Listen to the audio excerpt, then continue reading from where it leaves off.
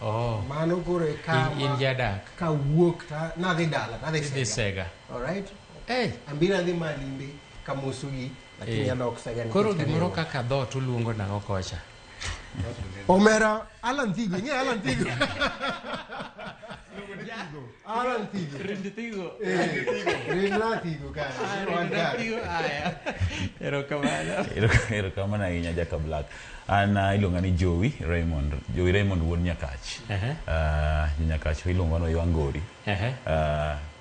Nyinga bende mong'ere ahinya en ja Manchester United kata wuod pastor. Amor mar bedo kod Bishop ka. To pile ka wacho ga team ni team en adi? Achiel. Manchester United. Erokamano ahinya wuod Bishop. Ang' ninyiswa ni to tuke bro dhi nango kawuono. Erokamano ahinya. Wan gi Paul Pogba. Tindo lokore tindo kodwa no chal gi Pogba. Chon kano biro ka to na identify ni Pogba. Ing'e ni Pogba nitie gima wacho ni kuom Pogba. By the way, kuongi tim intro. An iluonga ni Awuoro Duor. An anyalo lego ka ogagi. Mana kaka Odhiso wacho. Abesa ni kawuok Nairobi kadhi talor gi Mnyagundu. Kaeto kidonjo tibe Rindo Thigo. Twatiyo goliho. Luth kuon mano maru. Twatiyo goliho. Aya, onge wach, onge tabu. Aya, koro wan gi wuod Luo, mok lende dho Luo, to nyinge Lang'o, to koja Lang'o, to tiye Royal Media, to ko lende dho Luo, to ken Okuyu, to lende Okuyu. Koro nyiswa nyingi. Atieko. An nyinga Festus Lang'o, to mana kakiwacho natiye kambi ka. Lakini an to nonyuola mana e Kiambu kocha kamiluongo ni Githunguri. Wawuok kanyo wadhi Njoro koro sani wan Nyandarua. Koro game kocha paro na be kadhi adhi Limbe. Kawuok Nairobi tadhi Nyandarua. Lakini ije game donge. Yes. Ije game donge. Game yala. Ije Luo donge. Ma kocha chato pesa milose. Kocha pesa malose. Lakini chieng' ma koro wuon wadhi retire. Wadhi mana yala. Idok mana yala. Kamiluongo ni Gongo. Gongo. Yes. Onge wach. An kagi ma Jaugenya, Nyakach, Alego, mago Siaya.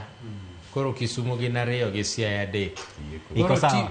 Timu wa support opogore. By the way, wachaka negi kanyo, wachaka negi wach Pogba cha. Pogba no mi suspension mar higni 4. Bang' ayude kano tiyo gi yedhe mamedo ji teko.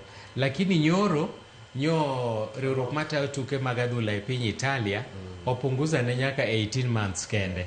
Koro Pogba wacho nowinjo komor.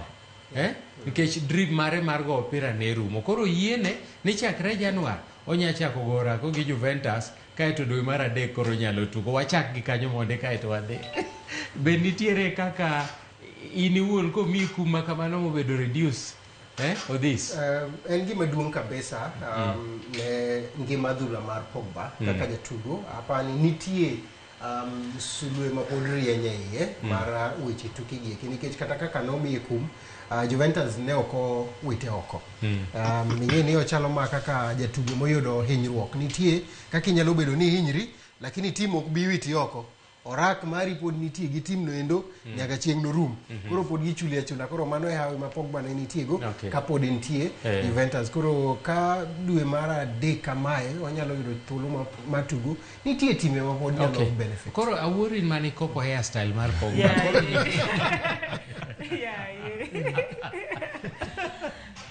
Ing'eyo ni wach doping ni ok en gima ber. Kasa ing'e ni ochando nyathi moro inyalo paro Immaculate Achola. Yes. Achola nyoro beno kano miye kum ni ok obiri ngono ile kotiyo gi yedhe moko ma medo ji teko lakini jatugo ka jatugo medo teko but lure ni medo teko gima aneno ka jang'wech moro ka Ken en Aspel Kiprop ondiko gimoro e Twitter account. Obe no goyi marufuku. Ondiko gimoro e Twitter account mare kawuono. Owacho niya ni doping ni jatugo nyalo bedo gi gino e dende to ok ohero. Koro nyiso jotugo ni beduru careful kuonde muchieme, kuonde mumethe. Nikech inyalo ti gi ng'ata kidhi chieme gala moro, inyalo olni yathe chiemo tikia, koro kisechamo ng'at mok dwar ni ber. Koro wacho ni ok jong'wech duto te kata jotugo duto te mabedo sanction ni otiyo gi yedhe go kong'eyo. Koro nyiso jotugo ni beduru careful, diet mari bed gi ng'at ma losoni. Kama ininde nyaka bed ni nindo kama ing'e ni onge ng'ama nyalo interfere kodi. Aparo ni wacho gima kare. Ineno athletes ng'eny gi ma Kenya ka gin gi app moro e simbgi ma kamoro amora ma intiere bedo pingo ng'eyo.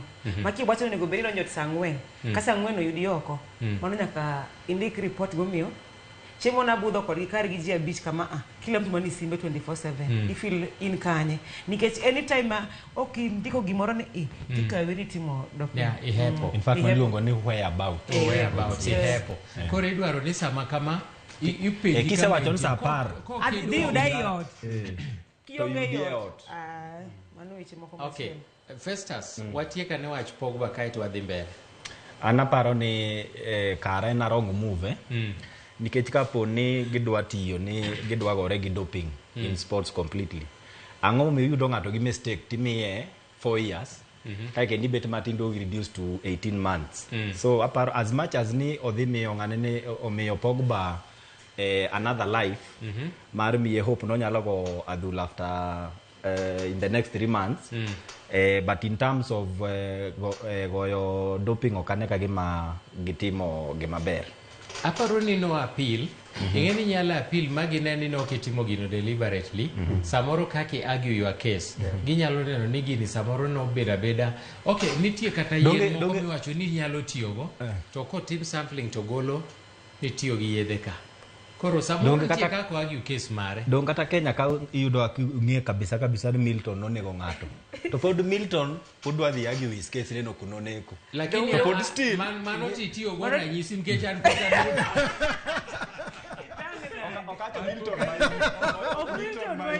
nitie Milton mano wuoyi in Milton ochien ana wacho Milton okay wach kata merab moro aya iye gi jatelo Lango en ni nitie kaka weche doping gi onego bed ni wagore go aching kata ka imiyo ng'ato kum to onego bed ni isire asira ka nyalore to odhi adhiya nyaka giko mondo bed ni en puonj makare ne jogo manyalo bedo ni lieko tiyo gi gik makamago lakini be koka Milton en ni onyalo bedo ni en kare seche moko inyalo ng'i makosa mane itimo gi seche mane kum mane imi mokwongo ne itimore apani ne otimore kidwa mani mondo mi punishment ewi makosa ka ok ong'i maling'ling mar kaka makosa no ne obiro mubeti koro bang'e kidhi mitimo appeal koka maling'ling go ipedho e duond doho koro ka gineno ni kara ng'ani ne wakumo higni 4 lakini kaka nenore ayanga chal kama ne wachiwo kum mane ok ni kare koro ka gikia ticho mago mag aya aparo ni wadhi ane weche mag yiero mag riwruok matayo tuke mag adhula FKF board matayo yiero makamano manche noyiero oselando ni tarik 7 Disemba ibro tim yiero mar riwruok mar FKF kata kamano nitiere ng'ur nitiere ywak ka moko kuom jogo madhi chung' wacho ni ok gine ka yiero ni ochan e yo makare giwacho ni gineno ka gima yiero ni nyalo dhi bedo gi mibadhi mathoth. Festus misebedo kiluonwa wach yiero ni akia ni wanyalo yudo picha mokwongo wawinjane kaka yiero mar FKF chalo ka director marwa nyalo miyowa stakeholders mag FKF wacho nang'o wawinjane motelo kaeto wadhi nyime. Immediately and transparently notify the members and stakeholders on any changes or updates made to the voters register and adherence to the Sports Act 2013. To convene a roundtable meeting with the Electoral Board and stakeholders to endorse the process. The Ministry of Sports immediately undertakes to change the location of the FKF Electoral Board from Kandanda House. We are still objecting on the time frame for the election, and we are going to go with the FKF Constitution and FIFA, which states that once the board is put in place, we need 6 months to do a credible election. Aya, maneno Toma Leila Hussein Mohamed gini ng'at ka ng'ato nigi ywak mare. Festus isebedo kiluonwa e Royal Media ka weche mag yiero gi. Ng'ur ma jogi nigo nyalo mono yiero timore koso kama osekete no bro timore. Yiero kama oseketi to nyaka timre nikech FIFA nowacho ni by 31st December higani oyud koseyier nikech kanye ma 4 years mar term mar ariyo mar Nick Mwendwa rume.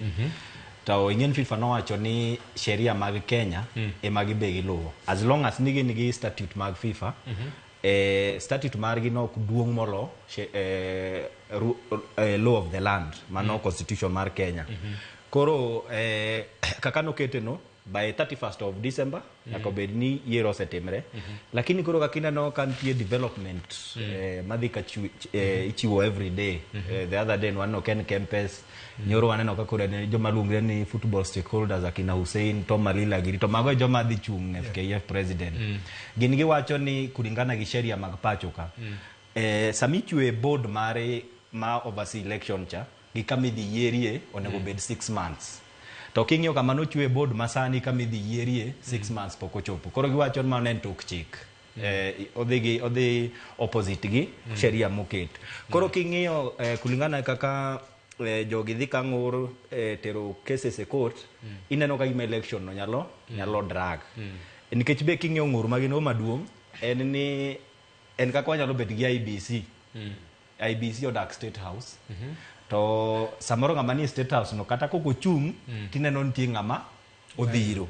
Koro neno okibibedo gi confidence gi board cha. Koro mane gima giywago ni board mar FKF madhi ng'iyo yiero owuoge Kandanda House odhi omanyri kamoro ma neutral.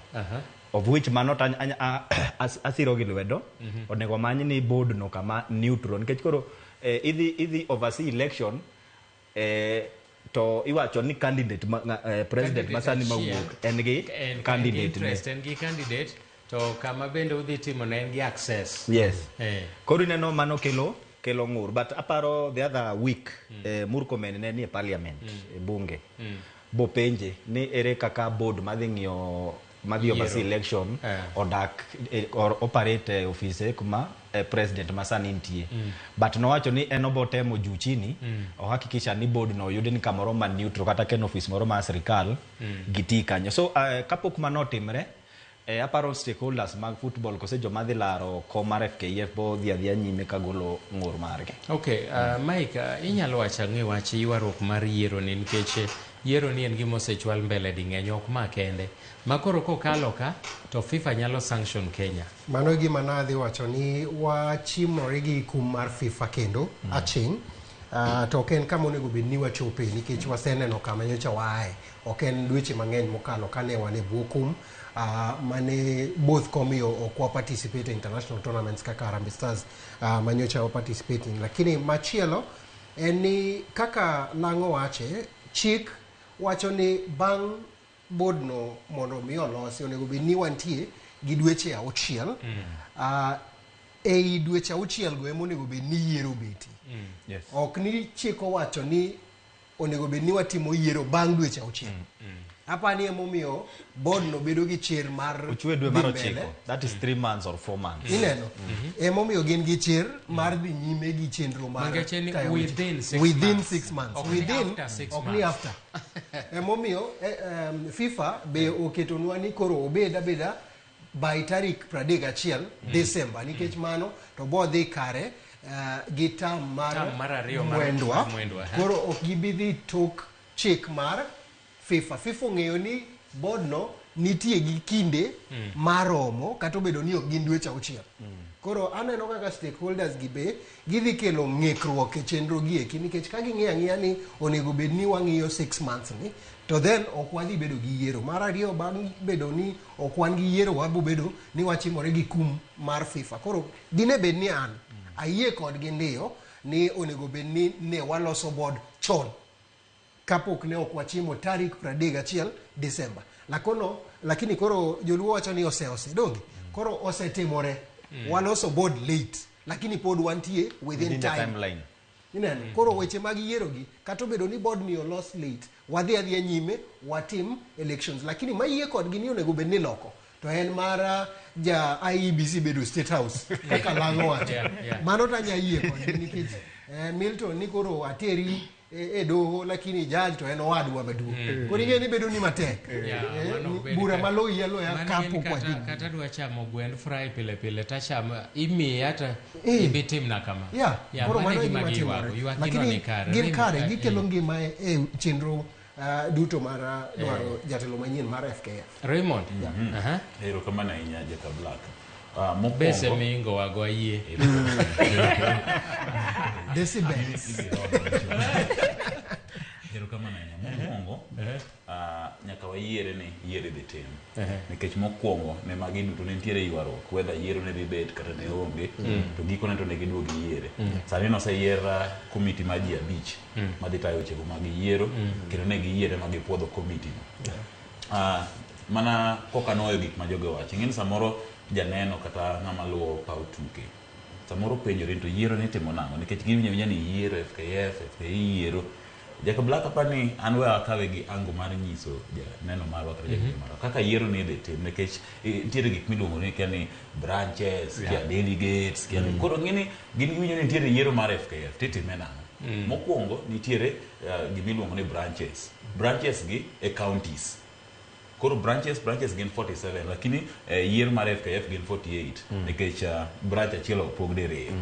Koro iyudo ka 48 counties gi dhi golo ng'ato adi achiel mago loso 48. Kiduogo e Kenya Premier League wan gi 18 teams. 18 teams gi be dhi yiero ng'ato adi achiel. Koro riwo 48 cha plus 18. Aya kicha kiduogo Division 1 kata National Super League idhi kawo top 10 teams. Top 10 teams gigolo ng'ato adi achiel. Koro 48 plus 18 kicha kimeda par mar National Super League. Kicha kiduogo mano kicha kiduogo Division 1. Division 1 bende nitiere gi zone A gi zone B. Gidhi golo ji adi 5. Iduogo Women League kaendi be gigolo ji adi abich. Matieni adek dhi wuok e Premier League, ariyo wuok e Division 1. Alafu wan gi representative mar referee, wan gi representative mar former players, alafu makoro loso total mag jogo madhi go kura mag duto gi delegate mag duto gidhi bedo ji 90 kadi gang'wen duto madhi go kura national delegates. Koro kiduogo kar ka yiero makoro dhi tim sani iyudo ka ne nitiere ywaruok e camp masani mar Wood mano ne giluongo ni team change kane gidonjo kinde cha. Kaendi wan gi Nick Mwendwa masani e ker, wan gi jalupne Doris Petra, bende wan gi Bari ma CEO. Koro niwacho ni nitiere kaka ker masani oloko chik mondo mi chik otim ang'o o favor to piny Kenya kaendi ka wan gi chike adek matayo wechego mag yiero. Wan gi Kenyan law, wan gi federation, then gi Sport Act. Koro Sport Act ni emane oloki mondo mi koro Nick Mwendwa owach nang'owa en tamne chakore manyien e yiero ni nikech chik kanoloki. Koro gini iyudo ka ywaruok nitiere kaendi kata camp mar Nick Mwendwa no ywaruok nitiere nikech Bari ne fil nang'owa ka diponi yiero ni ogolo Nick Mwendwa oko to en mano nego biro timo ang'owa obedo. To sani iyudo ka Nick Mwendwa pon nie gini to nyaka chieng' tim verification ma los list mogik. Idhi iyudo ka ilose some days to election. Mamano tieni ka Nick Mwendwa obedo locked out to nyiso nang'o onge ng'ata ng'ata camp ne manyalo biro yudo thuolo mondo obiro tim ang'owa obiro tim. Nyaka gie sani iyudo ka jochungi gin ji 11 sani in total. Iyudo ka ne giyiere gikelo ng'urgi together. Lakini siasa mar FKF ilose ga in terms of lineup. Ing'iyo ng'ama nigi uteku to ji donje toke nyaka sani kaka last time notimre. Koro pani nyaka gie sani gima nyaka wayiere ni giseyiere ni yiero nitie komiti mana kama giyuare en ni kama idhi goye kura gi thuolo to mana kaka Tiso wacho ni owach ni itime in a span within the time frame. Koro gima giyogo nyaka sani Jaka Black okane warita sani lineup ochak losi sama koro branches osegolo ng'atgi kanyo kiding'eyo. In fact kineno ka branches o take off mano ing'eni mano wasetieko. Mak mana ni anyalo medo matin ni yiero ni kata bedo mare ne ok wang'eyo ni dhi bedo. Ker masani chal kama ne temo mine mondo migi kotimre lakini kama ne ogone kona moro makoro ochune ni koro yiero ni dhi nyime. Mano e kona mang'e ni dhi go kode ok obi yudore e list ni koro chung nikech weche ne mag dwaro chungo ema nomiyo board ni obedo delayed kane otemo mino gik moko mondo yiero ni kik dhi nyime. Koro kaneba mana kaka pacha kako this okane Nick Mwendwa kadhi bede race anyalo neno Bari lakini okadhi neno Nick Mwendwa katika kama wacho ngene sani wan gi camps mopogore wan gi camp mar Nick Mwendwa wan gi camp mar Hussein Simanyula be osedonjo mar Kakamega Homeboys Kempes ya osedonjo pido ka nyaka gi sani tire ywaruok e kind Kempes gi ngama onego beni dhi running mate ne mawuok Western ngene no we ai bende kichake ng'iyo ka Nick Mwendwa ka bende nitiere ywaruok kinde gi jalup ne Petra nitiere ywaruok e kinde gi CEO ne Bari koro ido ka sani nyaka gi sani ok na pako ng'ato neno ka ji mang'eny chal ka gima ringo dhi e tok Hussein to mana kaka Festus owacho immediately branches mano counties ose take off nikech ido ka nyaka gi sani branches go be nyaka dhi ng'i kidhi Luoland idhi ido king'iyo National Super League Kisumu All Stars ido Mofa ido Kisumu Starlets ido Muhoroni ingine maga ngwen kosa yudo to ngamo yudo ngwen go kata ngamo yudo nikech gina auchiel ngamo yudo ngwen e wi auchiel nyaka gi sani yudo ka mane ngama nyalo wuok Nyanza to kose wuok to the moment ma counties gi kata branches gi ose take off mano ko wadhi nge kaka kama koro ka gise declare ni an awuok Nyanza an e tok Hussein an awuok kanya ne tok Hussein an awuok kanya ne tok ngawa ne tok Nick kanyo ko wadhi nge nikech kaka Nick notime team change almost no cow branches te maka ne gichopo Kasarani which was like nyalo odia achien na challenge moro bentiere kamoro ka agachiel kuom jochung ma en Kempes Kempes iwacho ni nigi nationalities ariyo en ja Kenya to en ja America koro ere kaka ma dhi affect chung mare nitie kaka mano nyalo wite oko Festus yes mano nyalo wite oko en gimo be ong'eyo nitie jo madhire chien koni madwa ni the more kako bet race kose manyokura e kaka gidhi nyime chame mago jo mawuonde mo be ong'eyo in fact sheria mar Kenya ka wacho ni mondo ibed FKF president nyaka ibed gi nationality achiel men Kenya ento en gi mar Kenya ingen constitution manyini no yienwa bed gi dual citizenship koro en gi ma Kenya en gi mar America to FIFA no wacho ni kochopo kanyo FIFA boluo sheria mag Kenya ok biluo ni gin wan FIFA wadwa hama wan waboluo sheria mar Kenya ma wacho ni kidwa ko mar FKF nyaka ibed gi citizenship achiel lakini mano koro nyalo loro ne oko gimano Milton yiena wache ni koro wabo bedo ni constitution mar FKF chal kama pek ne mano mar piny owacho onego bed ni ka yiere onego bed ni kanyalore to mar FKF onego bed ni oseloki manyalo yie obed kaka mar Kenya manyalo yie ne ng'ano machung obed ni ng'ano mantie gi ratiro mare mar bedo gi dual citizenship lakini gie sani ochal kama onum aparo ni gima chal kama osekelo confusion e kinde mokalo mosemiyo Kenya obedo slapped gi ban several times goruok e kind constitution mar Kenya yudo ni Sports Act wacho kama to Federation bende wacho ni wambe marwa wacho kama koro ka Kenya sirikal odonjo mowacho ni Federation ni wafujo ingen kanyo Milton wanyalo kata blame ministry mar kose piny owacho nikech Sports Act ni nokadhe 2013 ma wan 2024 tiende ni almost 10 years 11 sirikal poko implement koro ng'ama nwenjo gacho bo implement en mana Murkomen of which nyocha osebedo kanitimo ne grilling e parliament koro en gi mwarito but pia the government is to blame apani jaka black manake wacho ka Kempes ka apani kar chameno okang'eyo but fine amane my own opinion yes and because ka follow procedures mage apani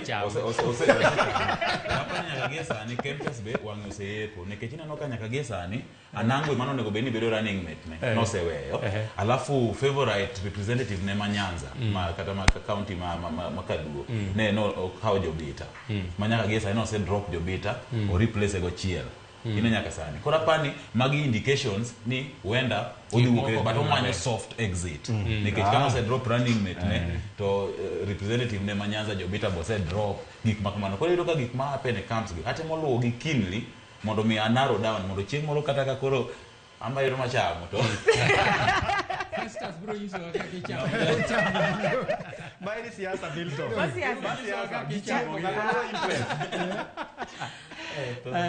aparo ni mano ber Jaramogi yiero no ero to segur ne bro timore tarik 7 ma dwe mar 12 warit mondo wane nikech wauwana wi Sam Nyamweya Nyamweya notayo Kenya Football Federation, Yeah. the defunct, mochako tayo FKF, Football Kenya Federation. Kapok owuok. Yeah. Kaito ema Nick Mwendo osekawo makoro Nick Mwendo osedhi. Sani koro Nyamweya wacho ni odwa duogo loso opira. Kinde Nyamweya gope nodong' mang'eny mag coaches makoro nomiyo Kenya bende koro idwa ni chul coach makama mane oriembo marach kinde makama. Kapok ikawo machielo. Koro sani ok wago ng'ato lakini be uneno ka Nyamweya one stakeholders ine ni anchon naparo ni stakeholders gin chuma miliero go stake e bisa doge gi hold stake koro wang'iane Nyamweya be en gi paro maber mar duoko opira wang'e kata kipimo gi kaka notayo opira kinde mokalo. Aparo ni mokwongo en ratiche chung manyo telo mar FKF. Yeah. But number 2 kaka stakeholder mar opira koro mok wawuok kaka Ramogi TV awuoyo kaka as a person. Nitie gik mane Nyamweya otimo maber to nitie mane otimo marach. In my own opinion mane otimo marach mane ng'eny. Kech ndalo ne mane wawinjo ni players mag national team onego gidhi Tunisia for example ta giwuok ka saa 10. Saa 10 gari godhiambo pod gimoko airport gikia ndege matero gi Tunisia akanye. Ndalo ne mane wawinjo nitie allowances Dennis Oliecho biro gi pesa 1,100 nonego duok okomiye ineno. So Nyamweya ne gi gik mang'eny maricho temo miyo nineno ka odhi chung yiero. In fact no wuok macha mane Nick Mwendo okawo mokwongo. No withdraw in the last minute kidhi tim yiero kawuono bo withdraw gokinyi nikech noseneno mano ok odhi yombo. So anaparo ni duoko kendo Nyamweya mano dhi bedo mistake maduong' nikech as much as tig mano timo maber kaka nokelo sponsorship mar Supersport kanyo to notime maber an kaka stakeholder mano taneno ga notimo maber nikech ne konyowa market our league. To players ni wuok Tanzania ni wuok Rwanda ni wuok Ghana ni biro tuo wuok Nigeria biro tuo kan nikech koro Supersport no uso gi e pinje maoko. You get to koro kamane niko timo be marach nikech obe mage mang'eny ber to nitie matin maricho koro gano biro boriembo Supersport mano be nane non noketho league mapacho ka lakini in my own opinion I think wadwa ng'at ma fresh. Yes. Abo wuoyo kamera musimano lakini wadwa ng'amoja. Miwa ne gimiparo e wi yiero ni mar FKF. An gima dwa wacho ma aparo ni ber kitimo weje mosetiyo owuogo dhi wakawe jomoko manyien jomanyien gi be ka tich otamo to awitoko be igolo kendo mi ngama chielo nini sam nyaka ka nosedhino odhi adhiya ka Nick be samoro be nyalo wuok nodhi olengra lenga jomoko kata kwa temo kik wach ni korone okana luongo nyinga kaluongi nikna korone Hassan wacho ni korone kone emwamiyo gino obe kotame obe wawe inseni bedi thenge wakawe ngama chielo ngama osedhi matito tamo kuduoki sani awinjo ni nitawinjo ka coach mar Harambee Stars wak ni poko chulo nyaka utimre na en gi dweche utimre marach. Gik moko kaka mago gen gik ma welo Kenya ka wan be onego bed ni wabedo realistic. Nisa coach mugik mar Harambee Stars mane poko ywak ni wan gi pod ywak nyaka Ghost pare kinde Ghost.